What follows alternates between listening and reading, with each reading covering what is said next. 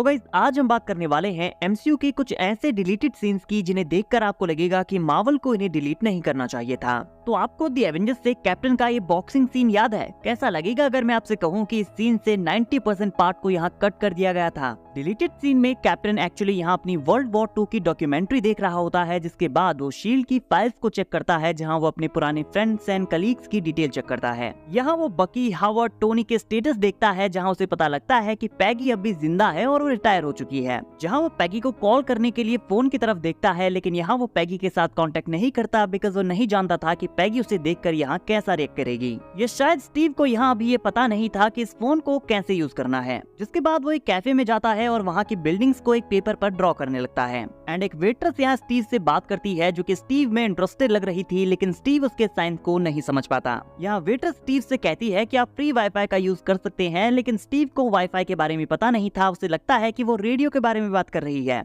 And यहाँ Stanley का भी कैमियो है जो स्टीव से कहते हैं कि तुम्हें उसका नंबर लेना चाहिए था।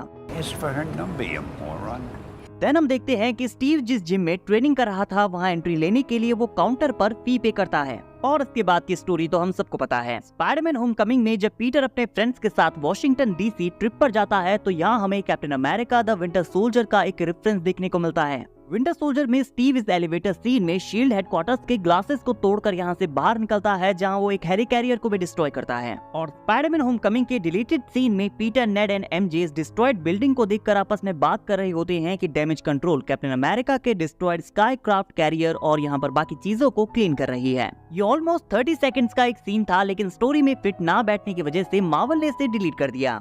इन्फिनिटी वॉर में टाइटन पर थैनोस यहाँ सोल स्टोन की हेल्प से गार्डियंस ऑफ द गैलेक्सी के मेंबर्स की सोल उनकी बॉडी से अलग कर लेता है और यहाँ स्पाइडरमैन सबकी बॉडीज को उनकी सोल से अटैच करने में हेल्प करता है। यहाँ थैनोस डॉक्टर स्ट्रेंज के साथ भी ऐसा ही करता है, लेकिन स्ट्रेंज अपनी एस्ट्रल ट्रैवलिंग एबिलिटी का यूज करके पीटर तक पहुँचता है और सबकी बॉडी को उनकी सोल से अटैच करने में उनकी हेल्प करता है। स्पाइडरमैन यहाँ सबसे पहले मेंटिस को बचाता है और उसके बाद नेब्यूला, क्विल और ड्रैक्स की बॉडीज को कलेक्ट करता है। जिसके बाद डॉक्टर स्ट्रेंज कहता है कि मेंटिस अपनी पावर से सबको फिक्स कर सकती है, बट मेंटिस को कोई आइडिया नहीं था कि उसे ये कैसे करना है। एट द एंड मेंटिस से फिगर आउट कर लेती है और सबको बचा देती है। लेकिन मार्वल ने इस सीन को मूवी से कट कर दिया क्योंकि ये फैंस के लिए कॉम्प्लिकेटेड हो सकता था, बट स्टिल हमारे पास इसका अनफिनिश्ड वर्जन है जिसे हम देख सकते हैं। थॉर रैग्नारॉक में हमने देखा था कि थॉर और लोकी अपने फादर ओडिन से मिलने नॉर्वे जाते हैं। यहाँ हम ओडिन को लास्ट टाइम देखते हैं और ओडिन की डेथ के बाद यहाँ हेला अपीयर होती है जो कि म्योल्निर को डिस्ट्रॉय कर देती है, जिसके बाद हम उन्हें एसगार्ड जाते हुए देखते हैं। लेकिन इस सीन के डिलीटेड वर्जन में थॉर और लोकी ओडिन को एक रैंडम स्ट्रीट में मिलते हैं, जहाँ ओडिन एक कम्प्लीटली डिफरेंट गेटअप और एक डिफरेंट सिचुएशन में होता है,